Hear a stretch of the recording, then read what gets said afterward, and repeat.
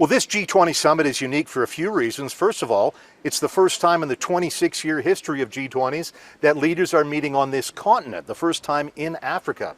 It's also unique because it's the first G20 where the leaders of the three biggest economies are not present. No Russia, of course, no China, and the United States President Donald Trump, he's not here. He's boycotting this summit because he believes a genocide is being perpetrated against the white farmers of South Africa. He's wrong, that's a false claim, but that's Trump's belief.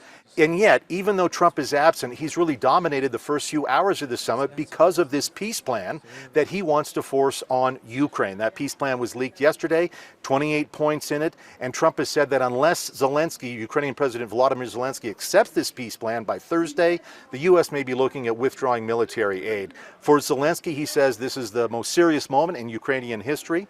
The peace plan would call for Ukraine to give up large chunks of the eastern part of its country to Russia. It would call on the Ukraine military to be weakened, and it would call on Ukraine to swear off joining NATO. Those are all non-starters for Ukraine. They're also non-starters for many of Ukraine's allies, Canada included.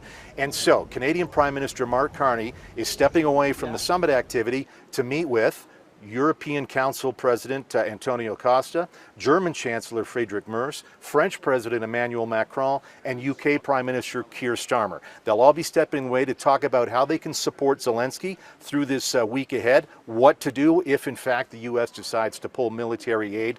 Ukraine and the war there has forced its way onto a summit which ostensibly was going to be about development, the global south, new trade ties, etc. There will be that talk, but again, Ukraine has forced its way onto the agenda of this G20 summit. David Akin, Global News, Johannesburg.